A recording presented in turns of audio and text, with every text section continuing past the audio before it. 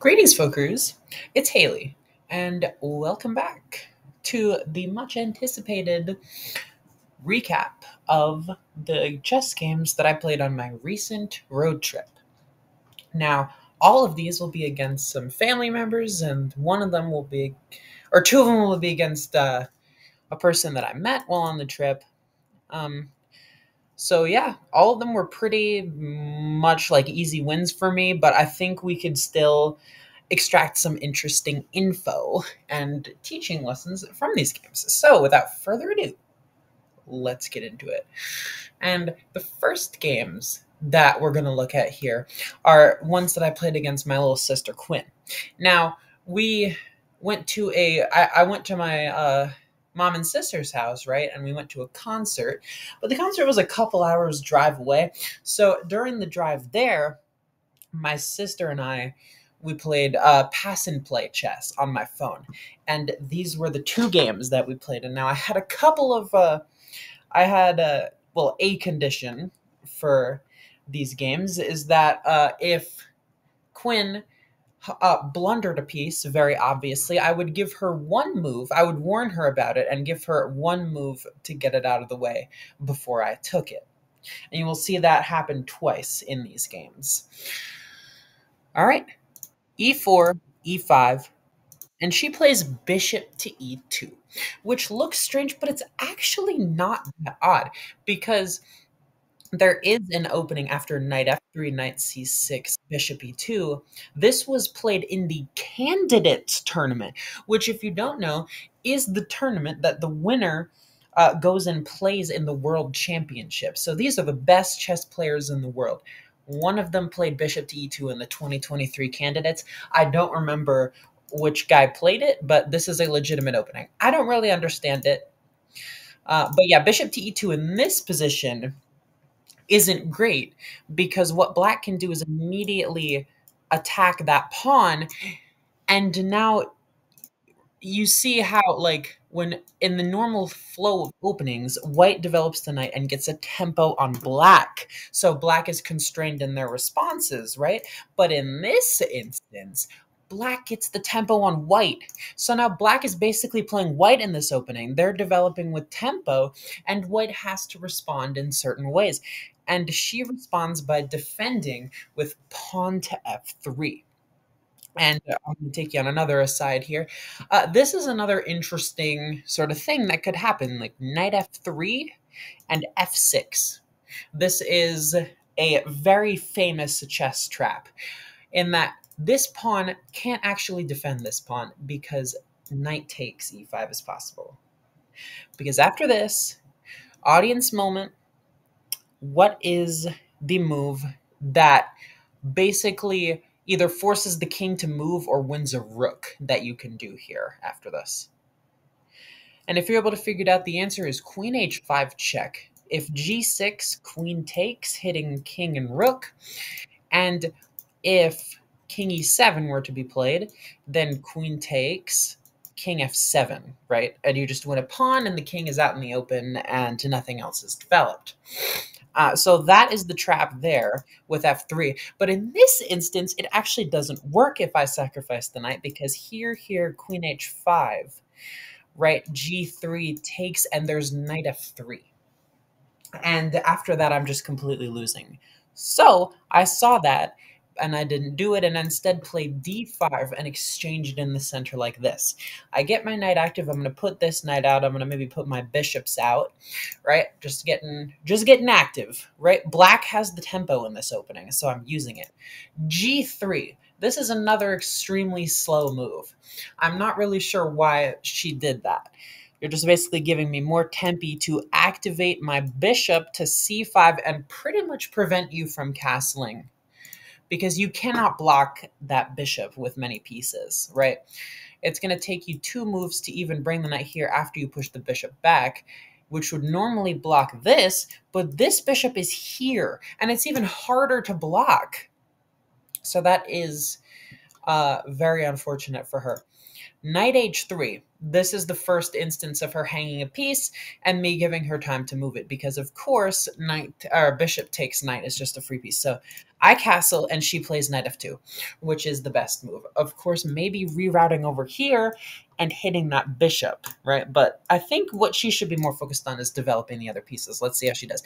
I play c6, just basically anticipating this knight coming here so that it can be restricted, right? This pattern, three squares away, pawn controls the knight.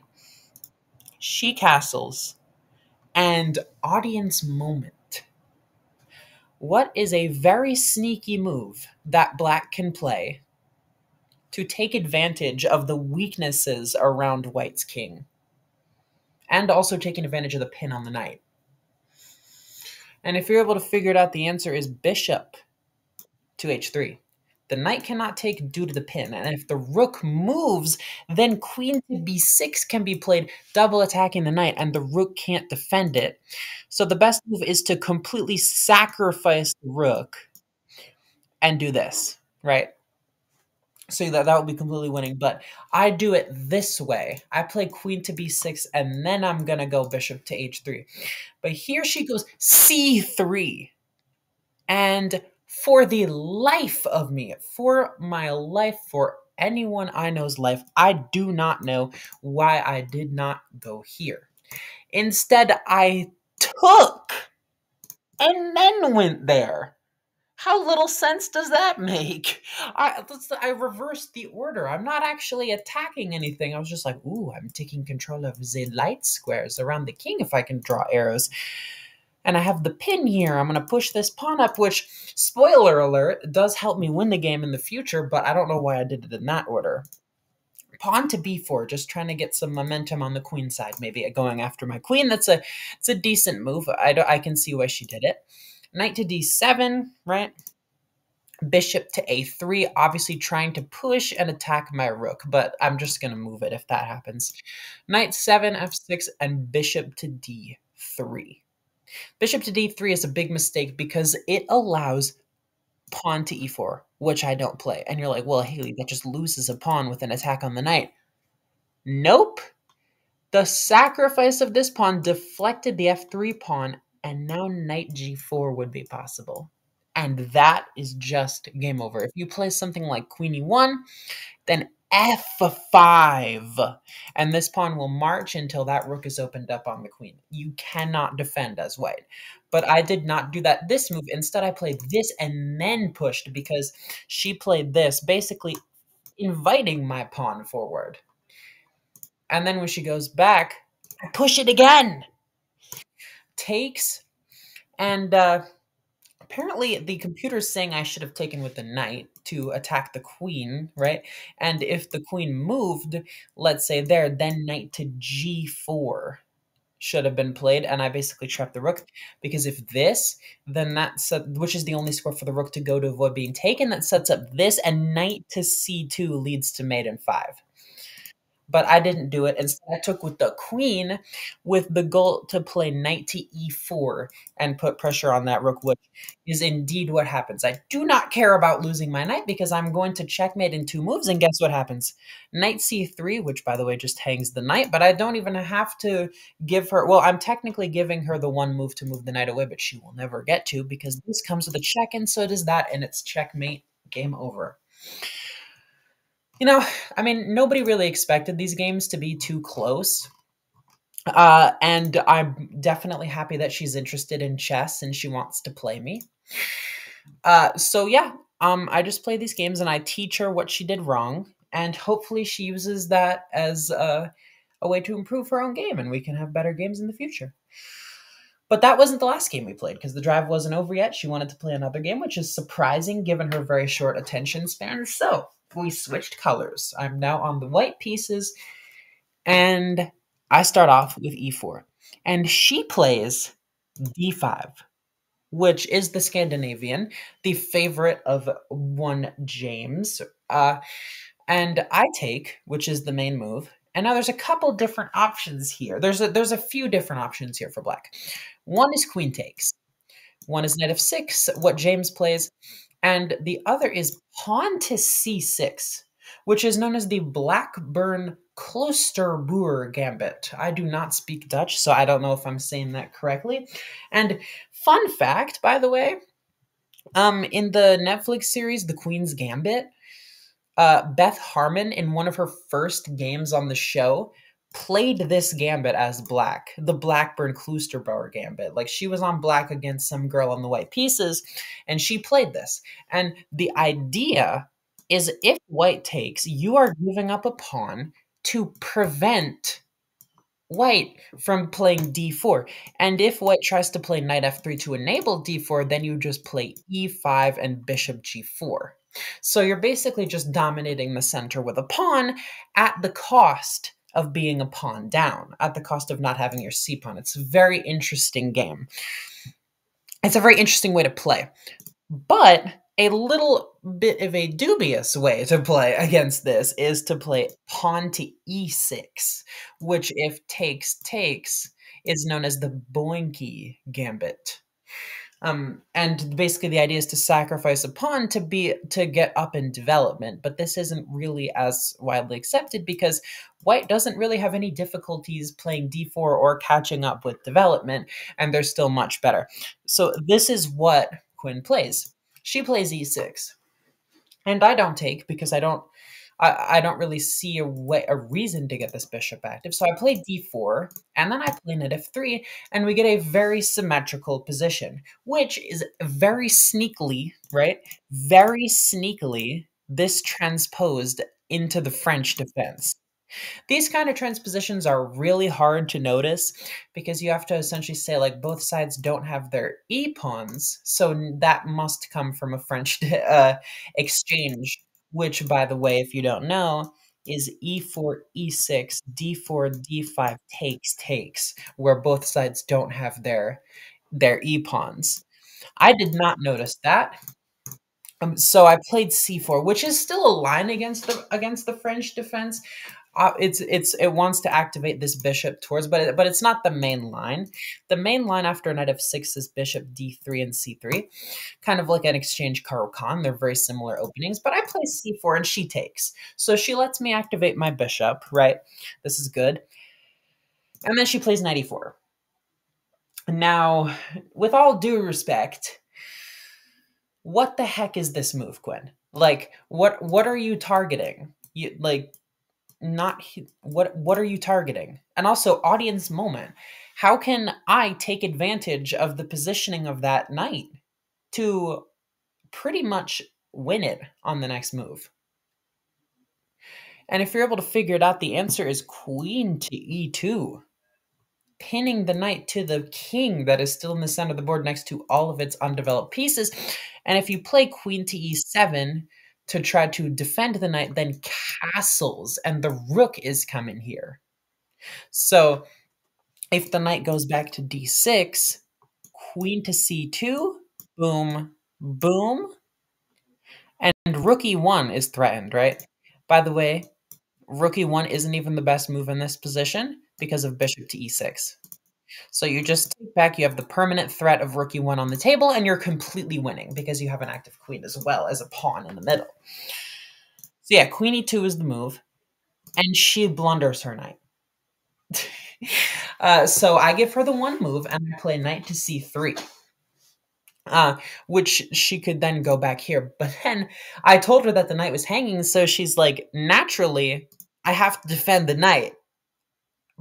But of course, I added an extra attacker by playing knight to c3, so that actually doesn't defend the knight at all.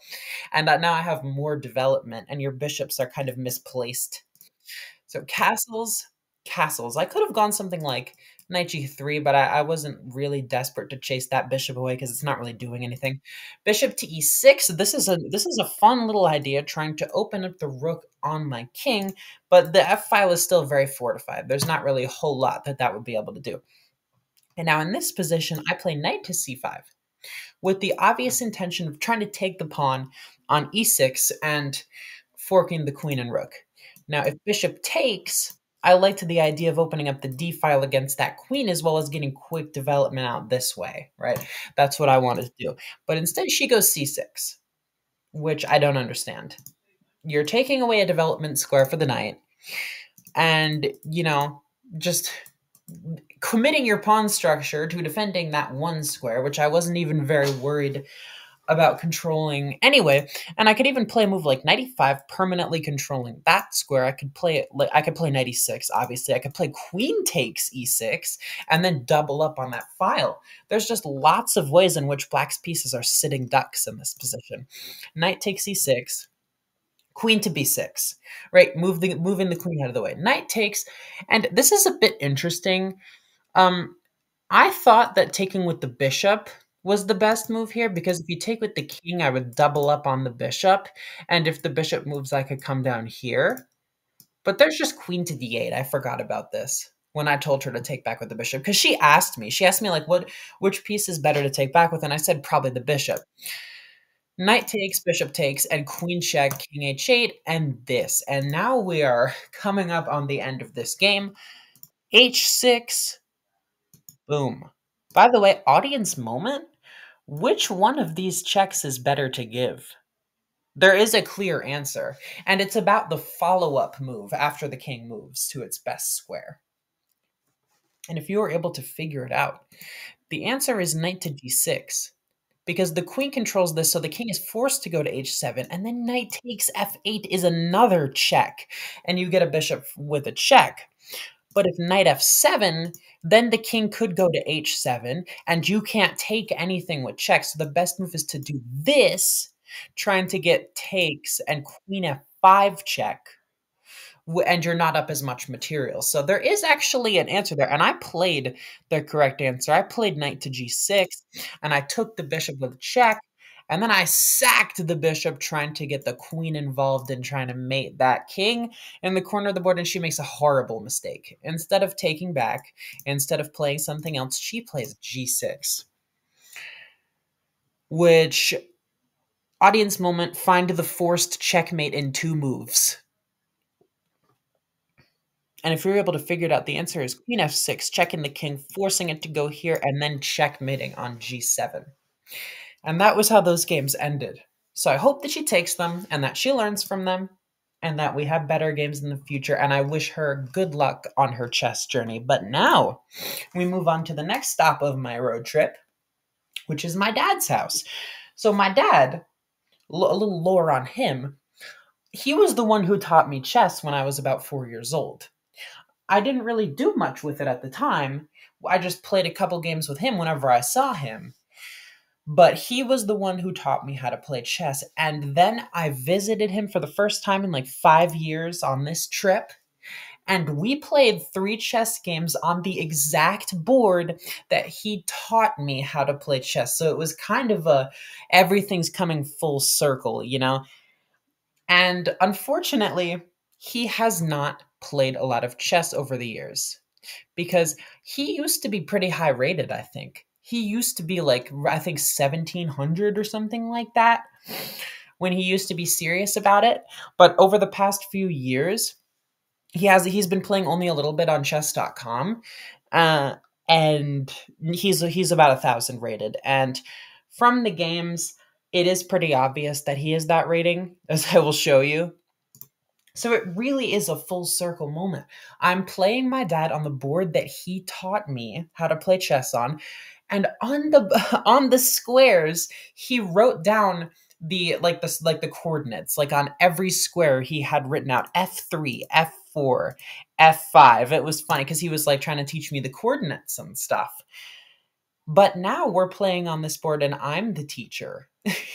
It's a very funny full circle experience that I had. But anyway, without blabbing on more and more, let's get into the actual games.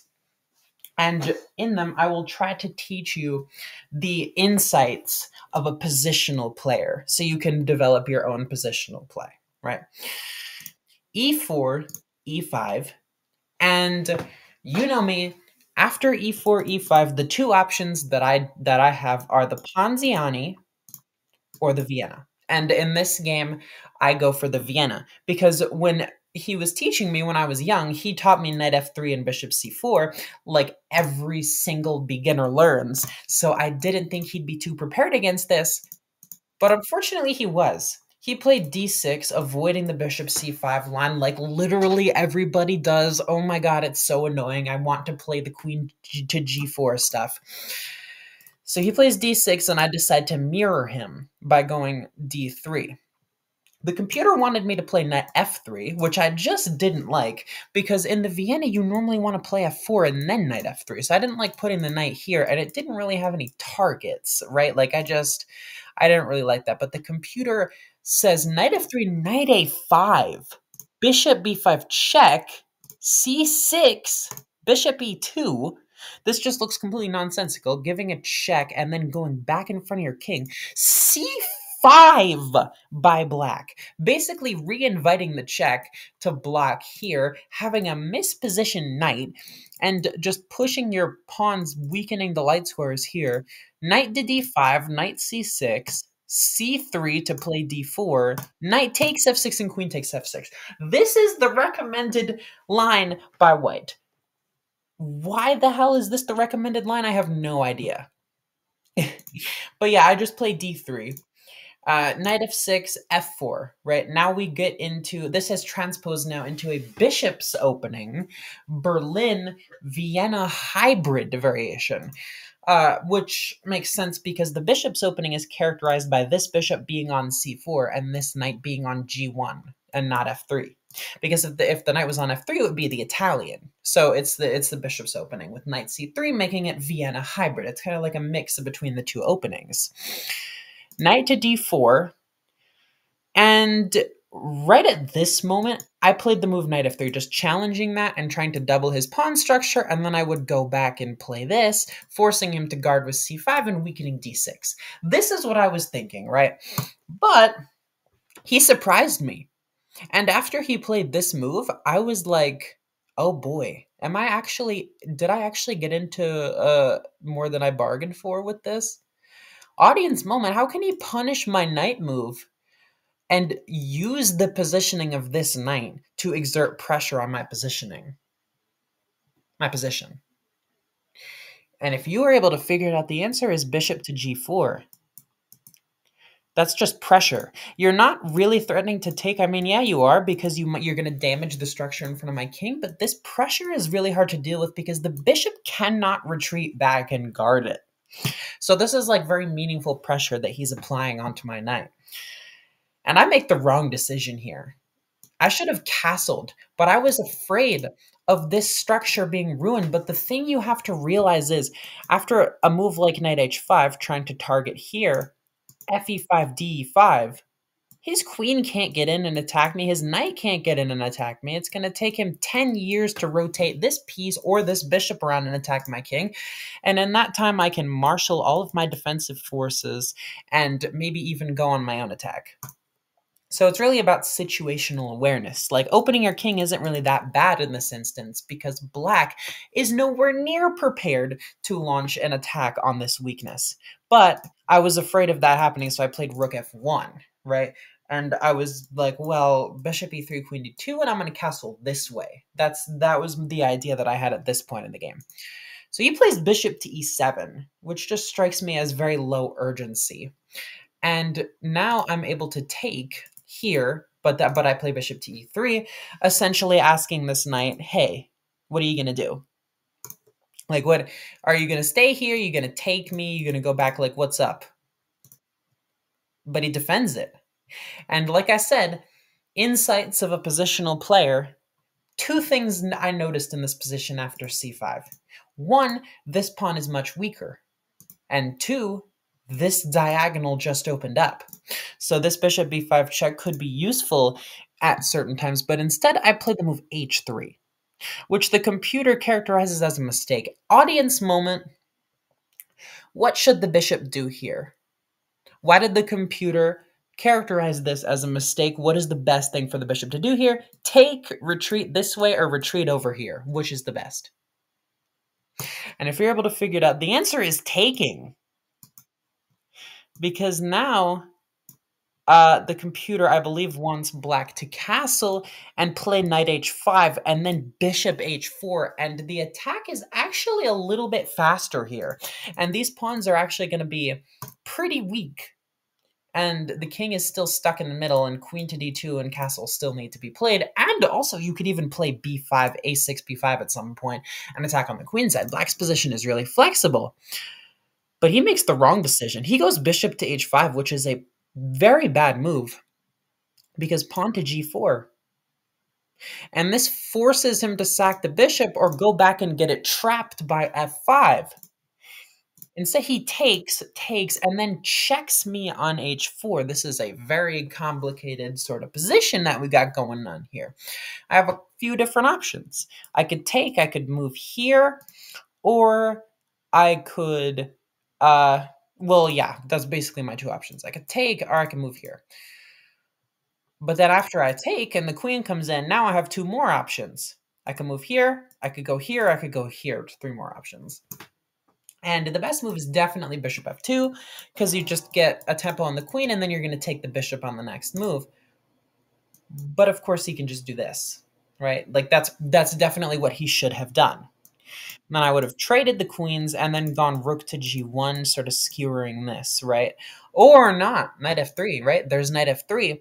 I would have had to do this, and then rook g1. That's what I would have done, right? But instead, I don't. This is a bit embarrassing for him, but yeah, he castled here. And I am not going to insult my viewers and make this an audience moment, because that just hangs the queen. And I asked him, I was like, do you want to take that back? Do you want to take that move back? And he was like, no, I hung my queen. We're all adults here. We got to face the consequences of our actions. And boom, he just lost a queen. Bishop g6 and then f5. So not only did he lose a queen, but he had to sacrifice his bishop for one pawn and an opening of the g file, and he is now down 13 points of material. Like, this is just brutal for the poor man. Rook a to e8, and I close out the game with the following sequence. Knight to d5, threatening to trap the rook with the help of the knight. He then plays f6. After f6, I boot the knight out. The knight goes back, and then I play queen to g4, threatening this due to the pin, and there's only one defender on that. You know, it looks like there's two defenders, but there's only one. g6 takes here, takes here. And by the way, I want to bring you back to an early point in the game when I did this, right? When I played rook f1. I played this, I put my rook on the f file because I noticed that at some point I could do this, this, and this, and then the rook and bishop would open up like this, right?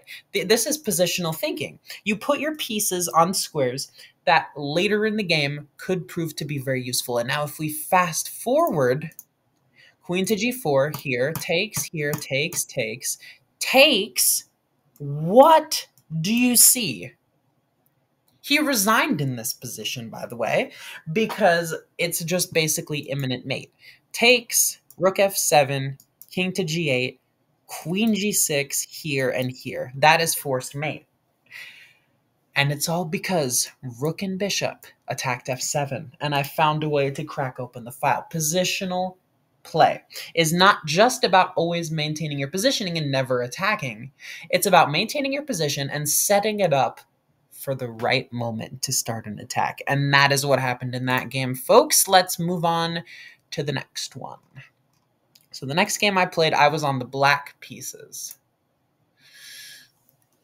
And, I mean, we don't even have to really think about what I would play if he played e4, which is the Caro-Kann, but I don't think he wanted to face my Caro-Kann, so he played knight to c3, which has a funny name. It's named after a guy named Van Geet. It is the Van Geet opening, is knight c3. And you know what's funny? The two people in my life right now, besides Quinn, you know, the two male relatives of mine that I'm teaching chess, my dad and uncle, they both play knight first openings. This is the weirdest coincidence. My uncle plays knight f3, g3, bishop g2, and castles, and does the ready, right? My dad plays knight c3 and d4. This is really interesting. Like, I've never taught or advocated for playing knight first openings to them or even at all, but somehow they both are now playing knight first openings. It's very funny. Right, d5, because I don't like knight c3 because it just allows me to take the center and threaten to play d5 and then even e5, or d4 and then e5, and just get a huge pawn center on move 3. d4. And now, this is a bit of a funny audience moment. For astute viewers of my channel, there are a couple different options of development here. You could play this, you could play this, or you could play this. Or this. Astute viewers of my channel will know that if we ignore the bishop move, which one of these knight moves is the best to play here? Audience moment. Which one of these knight moves is the best to play? And it's based on a thing that I've said numerous different times in different videos on this channel. And if you remembered, the answer is not knight c6. Because in d4, d5 openings, the d pawn likes to be supported by the c pawn, or the c pawn likes to play c5 to undermine white's center. And if you play knight to c6, you then block that pawn from being able to do that and allow white to set up like this. This is suboptimal. And of course, knight a6, right, is not good because you don't like to put a knight on the side of the board, and it doesn't have any further prospects, right? Like, you could, like, if knight f3, bishop to f5, trying to do this, simply a3 could be played, or even e4 could be played, sacrificing a pawn to play knight e5. Right? There's like certain different things that could be threatened here. So yeah, that is why knight f6 is the best knight move that you could make in this position, but the best overall developing move that you can make in this position, in my humble opinion, is bishop to f5, because you kind of get ahead of white putting the bishop here or like the pawn there, and you're just like, all right, I'm going to put my bishop out, I'm going to patrol this, I have this big diagonal that I'm looking at, and then I'm going to put my knight behind it and then play e6, c5. This is how I'm going to attack the center, right? e3, e6. I didn't like this that he played because, of course, he blocked his bishop in. This is another thing I mention a lot on my channel. Bishop to b5 check. Now, I don't think I've mentioned this a lot, but a lot of beginner / early intermediate players get sort of in the mindset of like, any check I can give while developing a piece is a good move. That's not always the case. Because in this instance, pawn to c6 can be played, making a glorious pyramid pawn structure while kicking out that bishop. Now, all you have done is help black get a better pawn structure, and he just has to sulk back to e2, and then I just develop my bishop to d6. Right, this check did nothing except help my position. And then he plays bishop h5, which just doesn't really have any idea whatsoever. Like, he's seeing that pawn, but there's no real way that he can put another attacker on it. I don't really understand why he did that. I play knight f6, and then he goes b3. Audience moment, what did me, the positional player, what did my mind as a positional player immediately gravitate to after this move was played? What changed about the position in a very significant way on that side of the board? And what move did I play? And if you're able to figure it out, the answer is bishop to b4. Pinning that knight, noticing the weak and dark squares, and preparing to play this, stacking pressure. Because if bishop to d2 were to be played, it seems like I could go here and just win that knight. But folks, audience moment, why can't I play knight e4? Why doesn't this just win a piece? And why is this actually incredibly detrimental for my position? Why does this actually lose me a piece? And if you're able to figure out the couple different ways that this could lose me a piece, here. And if you were thinking, well, I'm just going to take the bishop and then take back the knight, think again. Because knight takes and I lose a piece. Or there is simply boom. And if you take back, then you lose your bishop. And it's even worse. So this would just be a very bad move. So I didn't play it. I instead went queen a5, stacking pressure this way, and I did not see any way that he could add a defender. I thought he would have to play knight to b1 on developing and defending that square. But he played knight g2, which does indeed add a defender on this square, but but it does something else. It cuts the defense of this bishop, and I'm just up a piece. Castles, knight d7. I'm looking to get the knight into that square and further control his territory. A3, bishop d6. Now, another funny moment here. Knight a4. Beginner mentality lesson number 2. A lot of beginners think that, hey, I move a piece, I attack the queen. It must be a good move because I forced the queen to move, right? Wrong. Wrong if the queen has a useful square to go to. And in this case, the queen has a very useful square to go to. Audience moment, what is the best move here for black? How can you create a threat? And if you're able to figure it out, the answer is queen c7. Stacking up a battery here. And after h3, knight hf6, put in this and then here, and then maybe even castle in queenside or kingside, either way. And black has a extremely good position. But queen c7, and he doesn't see the threat. So I take, boom, and bishop to d6. Now this is open. Pawn to g3, right? Pawn to g3. And I have a bunch of different things that I could consider here. Bishop h3, attacking the rook. Bishop e4 check, attacking the king. Maybe even something like here to push this pawn and try to open up the rook. I could castle. I could take a free pawn over here. There's a billion different moves. So what did I play? I played bishop to e4 check. Because maybe like, well, Hailey, didn't you say that checks that can just be blocked are bad? In this case, it's not. Because this pawn, undefended this pawn, and bishop takes g3 can come in. And if knight takes, then knight takes g3, guarded by the queen, and the attack roars in. But king h2 is played, right? Bishop e4, he doesn't block, he plays king h2, so I go here, I take the free pawn, and then he hung a knight. This is just, he's starting to get maybe a little in his head about this one. I understand it's probably a difficult thing for him. The person that he literally taught chess to as a little child now just like stomping him. I understand it must be rough. Rook c1. Just putting rook in line with queen. This is a good positional move. Knight hf6. Now I just see this square. It's very juicy, and I also open up this pawn to push forward.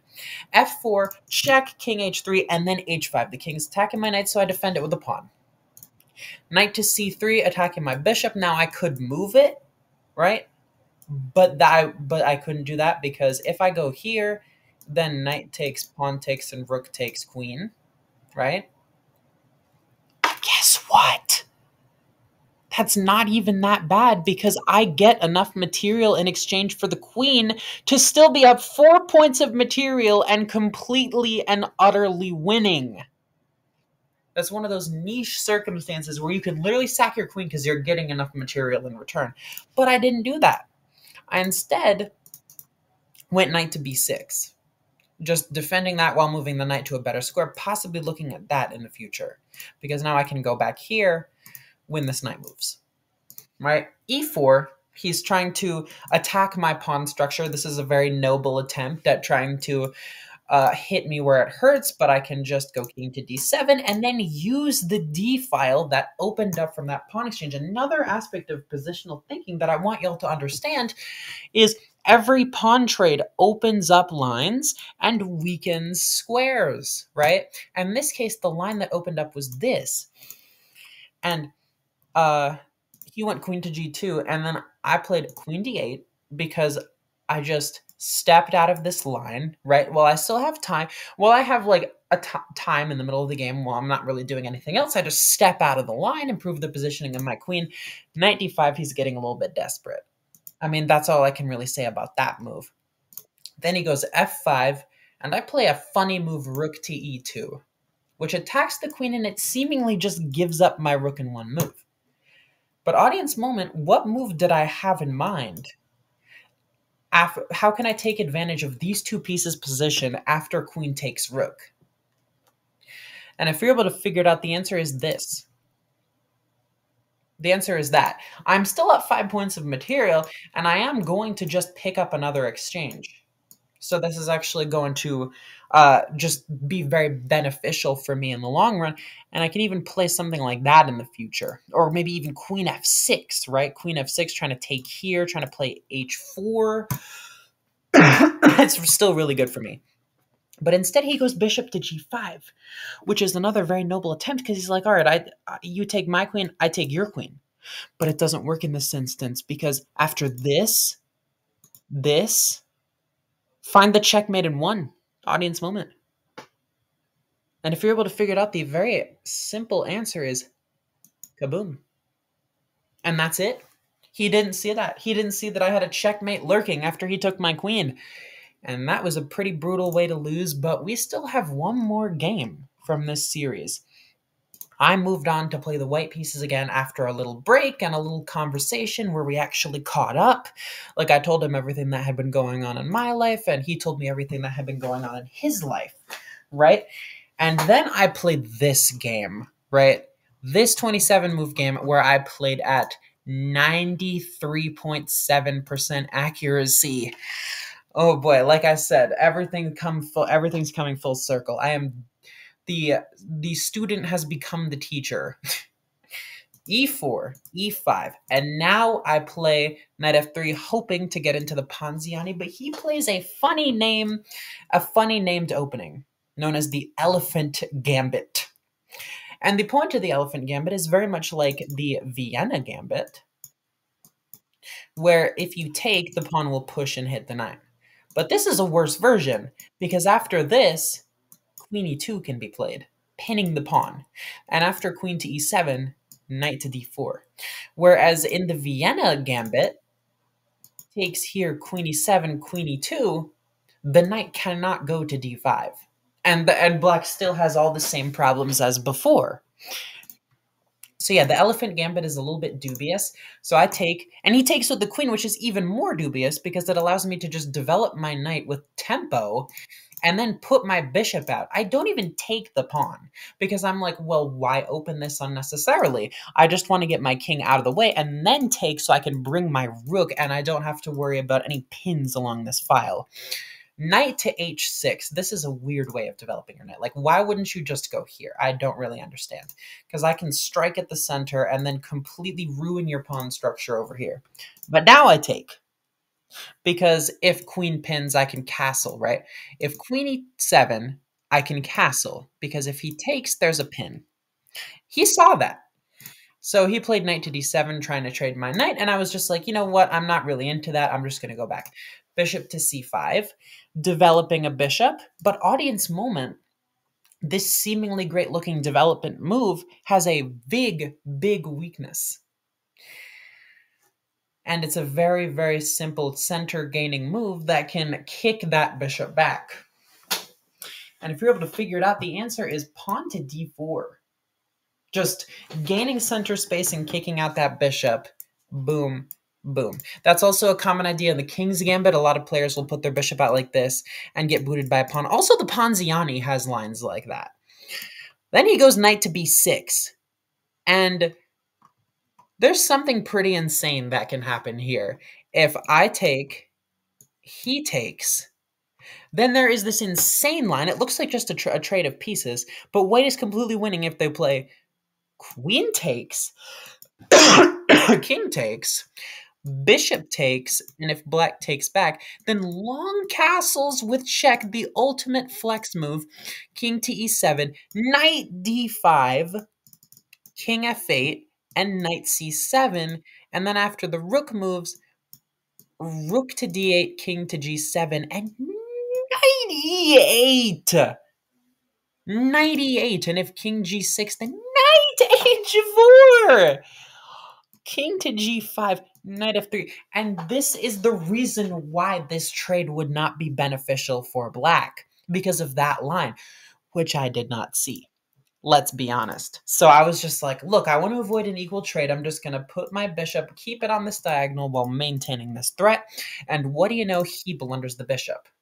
And I don't have the same take back rule with him because, he's an adult, right? So I take the bishop and he checks me.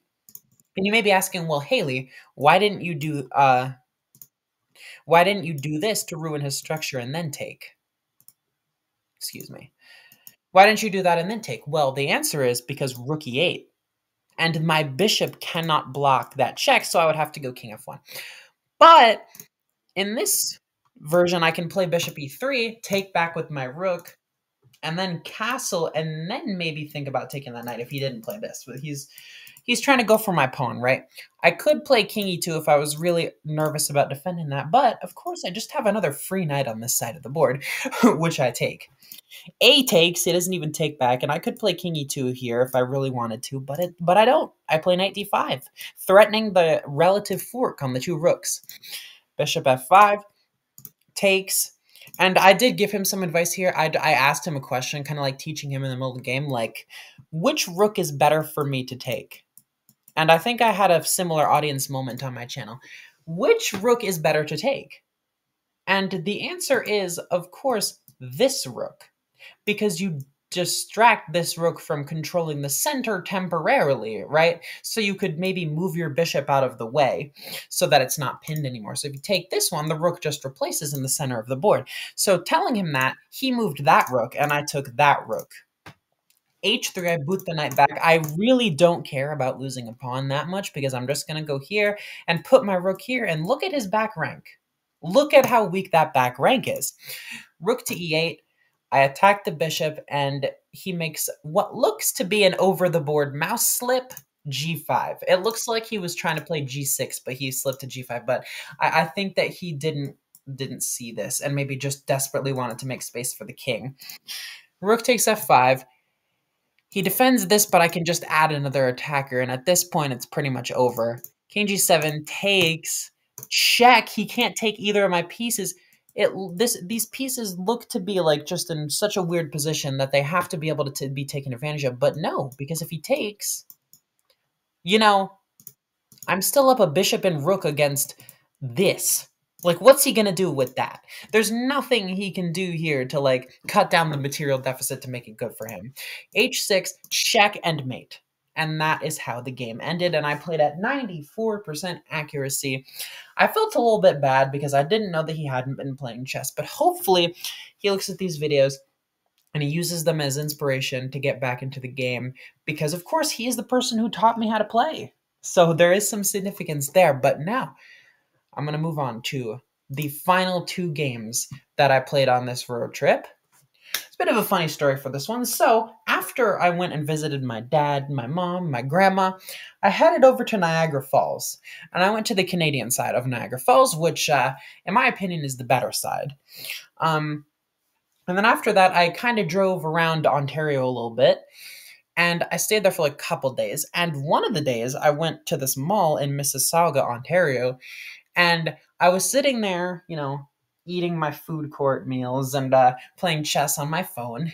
And this person walks up to me and he's like, I like your pins. Like, do you, like, blah, blah, blah. What are your pronouns? Like, do you like chess? And I'm like, yeah, I do like chess. And he's like, well, that's funny. I just got into it recently. Do you want to play a game? And like, I mean, the conversation lasted a little bit longer than that, but that's basically the gist of what happened. And we ended up playing a couple games of pass and play on my phone. But yeah, he's a beginner, as you can see. So these games weren't exactly the closest games, but oh boy, did I have a crazy tactic in this first game.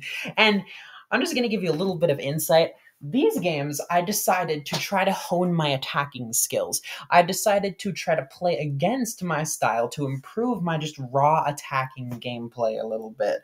Maybe play some less than like savory attacks to try to, improve my attacking instinct. So keep that in mind while you're watching what moves I play in these games. So I go e4, e5, knight c3, Vienna time, knight f6, and the Vienna gambit is actually a perfect attacker's game because you instigate pawn tension in the center right away and basically constrain black's responses. And if black makes a mistake, then you're basically winning because after takes audience moment, what are two pawn moves that white could play to gain a crazy advantage in the center? And if you're able to figure it out, the answer is pawn to d4 hitting this knight, and the knight goes back pawn to e5 hitting this knight, and it can't go here or here or here or here, so it has to go back to g8, and then you can just develop to f3 and look at your position. You have two knights, two pawns, and he only has one knight, and one knight that had to go back to its home square. So guess who's better, right? Bishop to b4, admirable attempt at pinning my knight here. But really, I'm not at all concerned about this because we have the knight restriction pawn, right?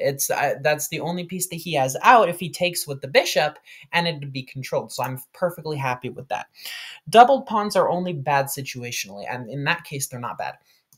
Bishop to d3. Now, I'm still a little bit confused as to why I played bishop to d3 instead of bishop to c4, kind of eyeing that pawn. I really don't know. I guess I was just playing quickly. Like, I'm not really entirely sure.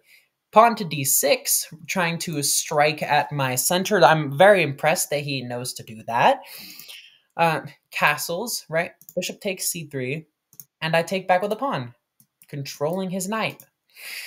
Bishop to g4.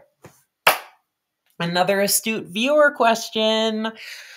What's wrong with this? What do I say a lot in my videos?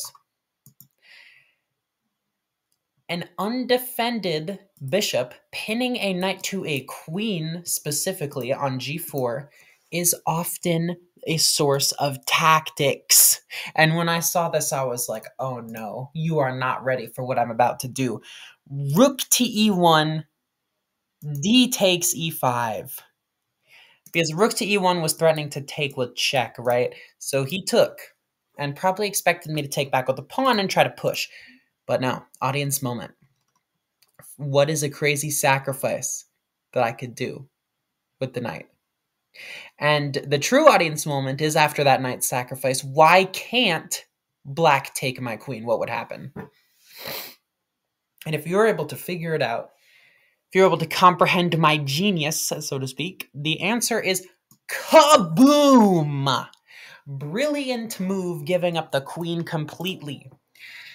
And if you're able to figure out what happens if he takes the queen, which he didn't in the game because I think he saw this, knight takes c6 with the check on the rook and the attack on the queen, and the queen can only move to block and get hit by this, so knight e7 is the best move, and then kaboom, kaboom, kaboom.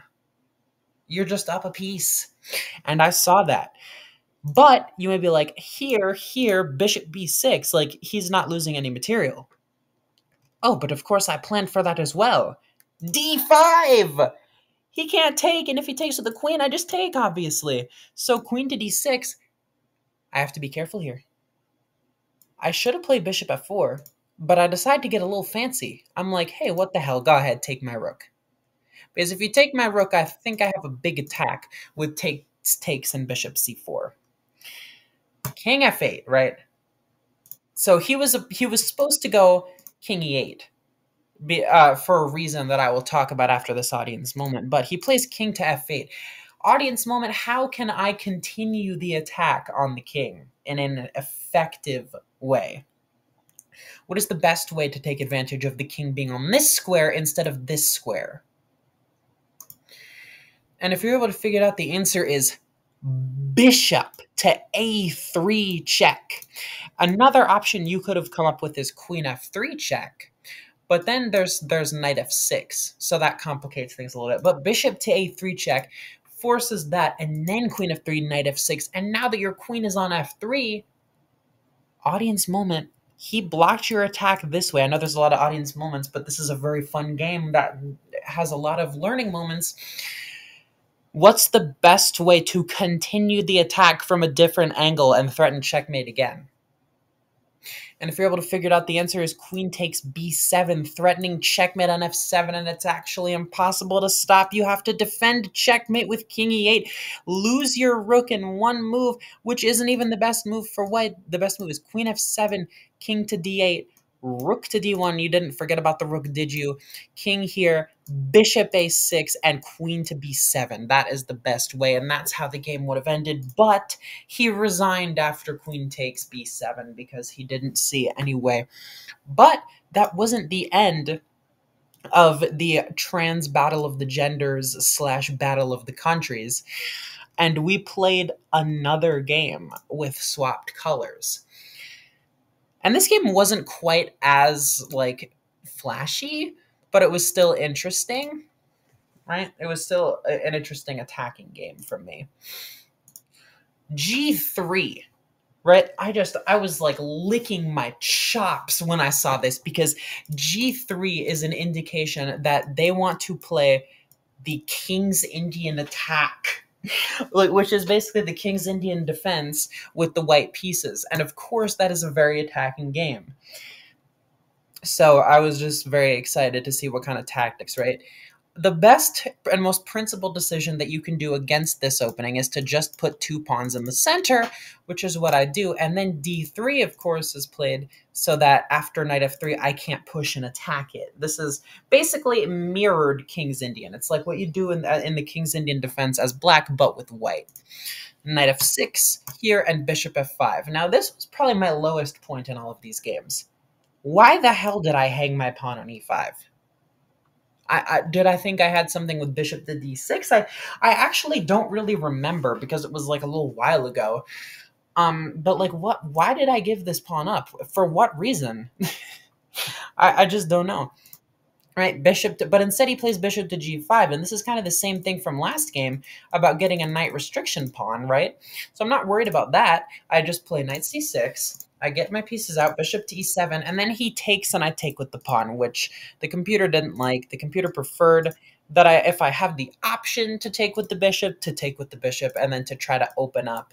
Like, there's this threat hitting the knight and hitting this pawn, which would trap the rook, right? I didn't really look too far into that. I just played g takes because I was like, hey, open g file, I can push the pawn. Like, what's the big deal? Rook e1, he wants to push e4. That's pretty obvious. Queen to d7, constructing the battery to trade that bishop, which is white's main idea against the King's Indian defense. So naturally, it would be black's main idea against the King's Indian attack. e4, instead of taking, for some reason, I go bishop to g4, but audience moment, what is a way that black can just win a pawn here? What did I miss? And if you're able to figure it out, the answer is queen takes. And then this, deflecting the rook away from the pawn. I don't know why I didn't do that. I just played bishop to g4, and I was like, okay, yeah, if he takes, then I'm going to go here, and we're going to get like all sorts of fun stuff if he goes here, and then here, and then here, and then I can do that or something like that. Like, we're not even going to get into that, because that didn't happen. c4. And in this instance, I played this, because I'm like, I restrict the knight. That must be good. No, it's not. I should have taken. Because of this, I can play knight d4 and add more pressure on this, kind of like my dad did to me on that one game. But I go here. I long castle, and now I'm losing after a3, but he plays a4.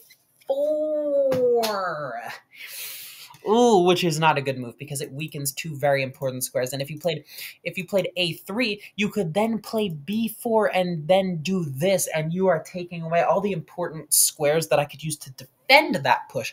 But with a4, you're not leaving yourself any opportunity to push this b pawn. You're creating an awful backwards pawn and 2 weak squares like this. It's really funny how much difference 1 square can make in chess. But in this case, it's the difference between black being completely winning and white having a slight advantage, actually. Like, that's crazy. One square can make all the difference. A4, knight to b4. I just plant my knight on the square that was weakened on one of the squares. Queen b3. And now I just start attacking. I'm like, hey, I'm gonna just completely run you over here. Like, you're not even gonna know what hit you. Rook e c1. Bishop c5, right? Rook, king here, positional thinking, rook on the same line as the king, so I'm going to blockade this pawn so that he can never push it up and trade to open up the file, right? A5, A6. This is apparently a huge mistake due to knight H4 and F3 and then something like this. Apparently that's what he should have done to get back into the game. But he plays rook A4, trying to trade a rook for two minor pieces, which is a very good idea, right? But I should have gone here. And I have no clue why I did it, because after this, there's this. Again, I think we played a little bit fast in these games. Like, we didn't really take our time. Especially I didn't, because I was trying to attack. So I was just like, I'm going to go back. I don't want that trade to happen. Now I'm going to trade off the bishop on g2. Right? He played knight e1 and then took with his king. I thought he played knight e1 to take back with the knight, but apparently not. F5. Now I'm just starting to push pawns. My rooks have open lines on his king. The attack is about to come in. Knight to c2. Ba-boom and ba-boom. I'm hitting at where it hurts the most. Knight back, trying to defend, because, like, the threat that I had here, let's say he just does something nonsense like that, here, and then queen to g4 was the threat. And if this, then queen takes h4 or queen takes just g3, right? That you can't really defend against that. That's just basically imminent mate. But after knight h2, I take, and then I go bishop here, because the rook is still here pinning the pawn, and I'm threatening to go here and take due to the pin. And if he defends, there's queen g4. And the game ends after king f2, boom, boom, boom, boom, and boom. And that's how those games in that mall in Mississauga, Ontario went against the random trans guy that I met. So we had the chess trans battle of the genders. That was really something. I mean, like, just give 2 more years into the past, I would have never done that. I would have just said, like, yeah, I blah, blah, blah, blah. And I would have just, like, kind of put my headphones back on because I was so socially anxious. But now the new me, I had fun experiences like this. I got to play knight takes e5 and sacrifice my queen. Like, that was crazy. But anyway, that is all for today. And I have been the amazing Hailey, and I will see you in the next video.